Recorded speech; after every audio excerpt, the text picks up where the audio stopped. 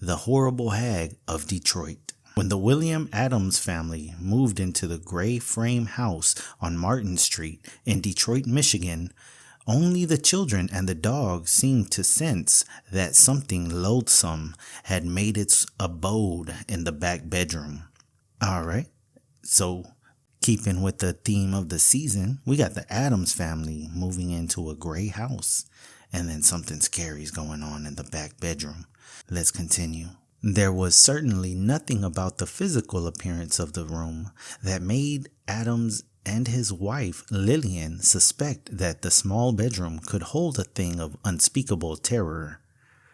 For one thing, it was such a tiny room. There was only space enough in the minuscule enclosure for a bed and a built-in closet in one corner. Because it was so small and so far removed from the rest of the house, Adams used to sleep in it when he came home late from his midnight shift at the Cadillac plant. Even after years of working the midnight shift, Adams explained, I still have trouble sometimes sleeping in the daytime. It was not long before Adams noticed the strange and uncomfortable effect that the back bedroom seemed to have on him. I started having the most horrible nightmares you can imagine, he said later to a reporter from the Detroit Free Press. They would leave me limp with fear because they were so real. I would find myself sitting in the bed screaming until my throat was sore.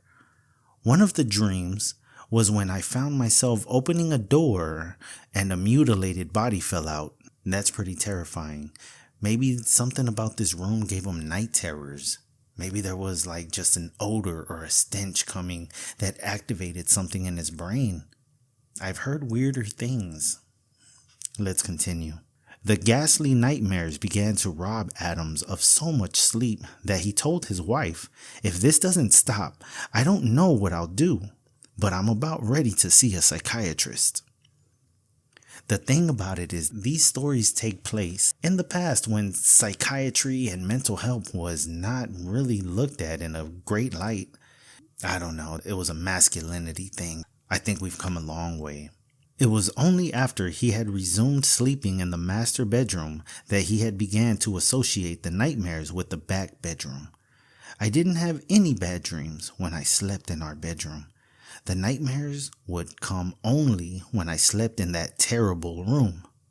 In August of 1962, Adams's grandmother came to visit them from Georgia. Both the Adamses assumed that Bill's reaction to the room had been some kind of personal association, so they gave Grandmother Adams the back bedroom for use during her stay. The next morning, she came to the breakfast table, pale and shaken. There are terrible sounds in that room, she told them. All night long, I thought someone was trying to break in. I refused to sleep in that room again. Grandmother Adams, we don't blame you. Grandmother Adams became so uneasy in the house that she cut short her stay and returned to Georgia. For the first time, Bill and Lillian began to realize that there was something terrible about that room.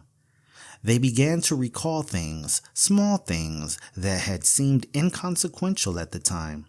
They remembered, for example, that their small terrier refused to enter the room. That 8-year-old Jimmy, 6-year-old Deborah, 5-year-old Johnny, 2-year-old Lori, and the baby Tammy always avoided the room when they played about the house. What strange thing was tainting the atmosphere in that tiny back bedroom? Okay, they had a lot of kids. I guess back in the day, you just didn't believe in protection. Maybe this is a very religious family.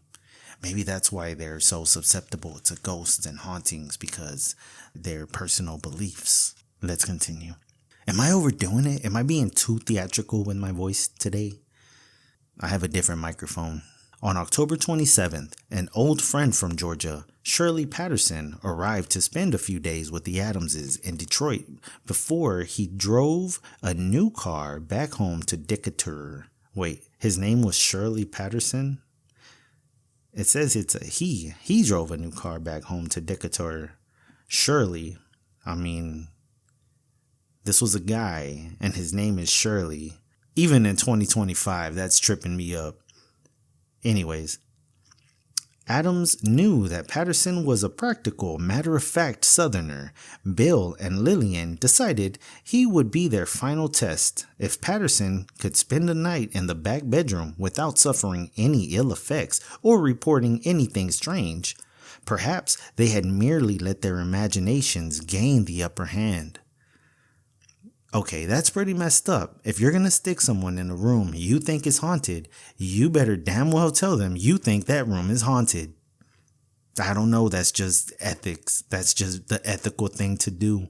As a homeowner, you have guests over. It is your duty to let them know that this room, this area you're about to preoccupy is haunted. Or maybe that's just me. They would not even mention their own unpleasant experience with the room. Patterson would be able to explode all the fantasies that they had built up about the room. I didn't know anything about the room, Patterson said later. There was no reason for me to suspect anything, no reason to be afraid. It seems that I was in the bed for just a few minutes. I don't know whether I was asleep or not. I was facing the wall, and then I felt something turn me over. Don't ask me to describe the feeling. All I know is that it rolled me over, and then I saw it standing outside the bedroom door. At first, I thought it was Lillian, but I started to tremble. It was a woman with long hair, and she had her back to me, looking into the kitchen. She was wearing a short fur coat and a kind of blue dress. Okay, that's the creepiest image. Even when I have dreams, when I have nightmares or dreams of family members that have passed, I never see them in their face. It's always the back of them. I don't know if y'all have similar experiences with this kind of thing, but that's what happens to me, and it haunts me. I wake up unable to clear that image from my head. Anyways, let's continue. Patterson screamed as loud as he could and ran toward the figure. At the moment he approached it, every light in the house went out. He continued to stumble around in the darkness until a moment later, the lights came back on again. He met Lillian in the kitchen. Bill had left shortly before the midnight shift at the plant. In the bedroom, Patterson began. Wait, okay, this guy, Shirley Patterson, who is a guy, is staying overnight while Bill Adams left for the midnight shift. I know they have 10 kids, but I would not let a guy stay overnight while my wife was at home and I'm at work doing the midnight shift. I don't care how much I trust somebody, that's just not happening. I don't know how y'all feel about it, but I've seen too many movies, I've heard too many stories, and I listen to War of the Roses on terrestrial radio shows, and I know that infidelity happens all too much, and I am not that secure in my manhood. Let's continue. The bedroom, Patterson began. I saw. His words of explanation were suddenly interrupted by a terrible wailing, a mournful, half-human, half-animal sound that left both of them speechless with fright. It was like nothing I'd ever heard before, Lillian Adams recalled later, and then there was an awful smell that made both of us sick. It was coming from the room where we heard the moaning, as if the unearthly moaning and the nauseating stench were not enough. A heavy trap door in the floor of the utility room raised itself several inches into the air and then fell back into place again. Below the trapdoor was a set of flimsy stairs that led to a partially dug-out basement. Freeing themselves at last from the spell of terror that had completely engulfed them, the frightened man and woman called the police. Within a few minutes, officers were searching the house from attic to incompleted basement. They were able to find nothing that would give a rational explanation to the apparition which Patterson had seen, or to the eerie moaning and the sickening odor which both Patterson and Lillian Adams had noted. When Adams got home from the plant on Sunday morning, October 28th, his wife and friend were up waiting for him. As calmly as they could, they told him what they had experienced that night. "I'm not the kind of person who believes in ghosts. At least I didn't then," Adams said. "I'm a grown man with a family. I've been in the army. I just couldn't convince myself that there was anything to it. I had to try it again and see what would happen." Okay, so he's gonna do the manly thing and stay the night in the room one more time just to test it out. I mean, as a homeowner, you just kind of have to grab life by the balls sometimes and see what happens. That night, at about 7:30 p.m., Adams lay down in the bed in the back bedroom. He had reached a decision that night, once and for all. He would either conquer whatever inhabited the room, or he would have to admit defeat and let the thing have the bedroom and the house to itself. He had lain in the bedroom for quite some time when he thought he heard Lillian moving in the room. He had left his friend and his wife sitting silently in the front room with the small table lamp providing their only light. Okay, are you trying to make this the most scariest, spookiest environment ever? I mean, come on, dude, turn on every light in the freaking house. Is it just me? Am I crazy? That's what I would do. "Lil," Adams whispered sharply, "you'd better leave the room if we're ever going to get anything settled. It probably won't show itself if there's two of us in here." There was no answer, and no sound of movement, but Adams still sensed a presence in the room. I turned over to look, and the face was inches away from me. It was the most horrible thing I had ever seen. The eyes stared past me, and the mouth moved to talk, but only a hissing noise came out, and a terrible stench. Adams ran out of the back bedroom in a state of near hysteria. He was screaming wildly, and he ripped handfuls of hair from his head as he ran into the kitchen. Patterson tried to grab him and hold him down, but Adams flailed away at his friend as if he were berserk. Finally, Lillian and Patterson managed to throw a blanket over Bill and wrestle him to the floor. The same nauseating stench they had noticed the night before once again permeated the house. This is like something straight out of The Conjuring. Imagine laying in bed, turning around, and seeing a face inches away from yours, and then a stench just like the most horrible morning breath, like they just ate dog shit. That's the image that stuck with me for the longest time after reading this story. I would be so scared at night.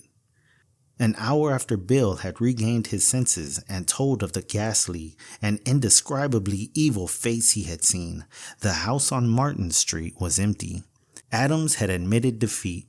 The horrid hag could keep her bedroom and her house. They grabbed the sleeping children from their beds and fled in the night to neighbors. The next morning, they moved in with Mrs. Adams's parents, who lived in Dearborn, a suburb of Detroit. Isn't that where Ash from The Evil Dead is? I don't know. I remember playing a game called Fistful of Boomstick for the PS2, and that was like my favorite game to this day, and I remember it takes place in Dearborn. All I could think of that next morning, Adams remarked, was that if the bedroom door had been closed that Sunday night, I would have killed myself beating against it to get out.